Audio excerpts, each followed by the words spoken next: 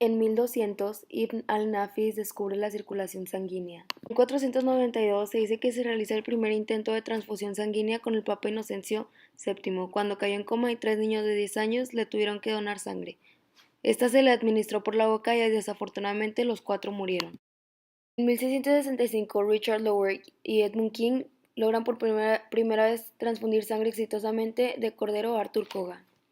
Pues Jean-Baptiste Denis logra la primera transfusión a un hombre enfermo de sífilis con sangre de perro.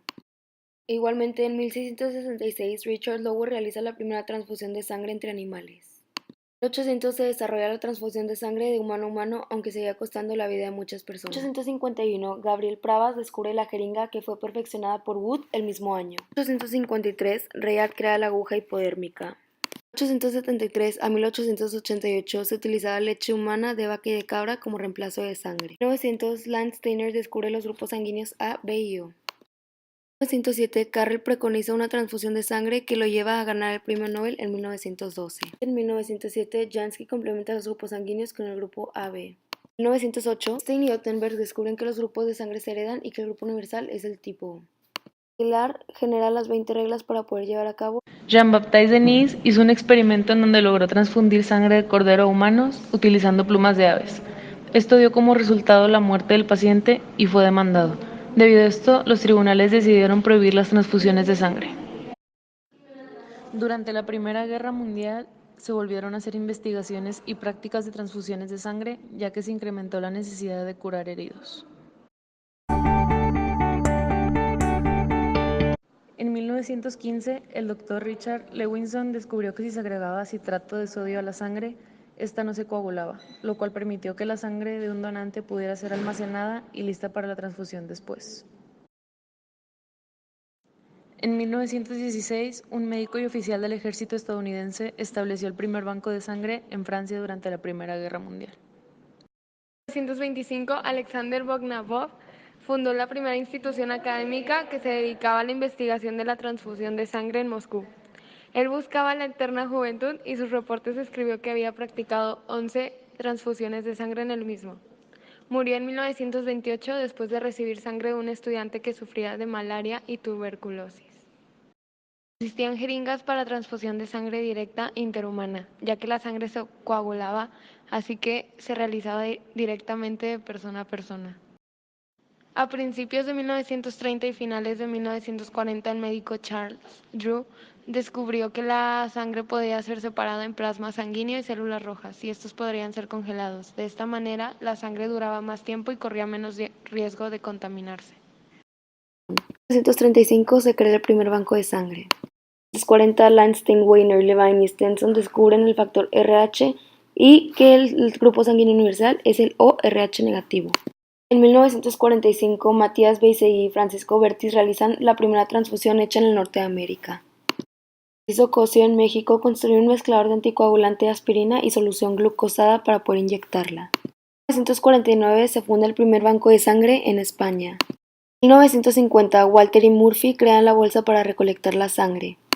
En 1967 se descubre la hemoglobina anti-RH. En 1969, Murphy y Gardiner almacenan plaquetas de sangre a temperatura ambiente. Finalmente, en 1989 se generan más pruebas para la sangre del donador y asegurar la salud del receptor. El 7 de septiembre de 1940 comenzó el Blitz, en donde los ataques de la Luftwaffe bombardearon Londres por 57 noches consecutivas. Londres contaba con 4 depósitos de sangre en las afueras de la ciudad, pero la sangre se estaba agotando, mientras que los heridos del Dunkerque también requerían transfusiones. Debido a esto, Estados Unidos decidió apoyar a Londres con más de 1.300 donantes semanales y el descubrimiento de Drew para mandar ampolletas de plasma seco a Gran Bretaña. En junio de 1944, debido al Día D, se realizó la mayor operación de transfusión de sangre en donde miles de litros de sangre de Nueva York se trasladaron a Londres para ser llevados a soldados americanos y británicos en las playas de Normandía. Gracias a las transfusiones de sangre, control de hemorragias, la morfina, suturas de heridas y la penicilina, la recuperación de los soldados fue exitosa, en alrededor de 99 de cada 100 heridos, para que estos se recuperaran completamente al llegar a Inglaterra. Después de la Segunda Guerra Mundial hubo mayor demanda de sangre, entonces comenzaron a implementarse programas en Estados Unidos.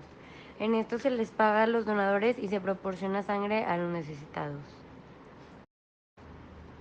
Además, aumentó la inquietud por enfermedades que se podían manifestar debido a una transfusión de sangre. Por ejemplo, Corea, con el 22% de receptores de plasma, contrajeron hepatitis. En los años 70, Estados Unidos se calculó que las muertes por hepatitis por transfusiones de sangre aumentaron a 3.500 anuales. Además, en los años 80 se descubrió que la sangre podía contaminarse de VIH. En Francia, alrededor de 7.000 pacientes fueron infectados con VIH por transfusiones de sangre realizadas entre los años 1982 a 1985. Del mismo modo, las transfusiones son la causa del 10% de las infecciones de VIH en África y 40% en Pakistán. En la actualidad, se transfunden más de 11 millones de unidades de glóbulos rojos a 3 millones de pacientes anualmente en Estados Unidos. Aunque los ciudadanos son cada vez más cuidadosos con los peligros de las transfusiones, cada año en el mundo cerca de 80 millones de litros de sangre son donados, lo que equivale a 40 piscinas olímpicas.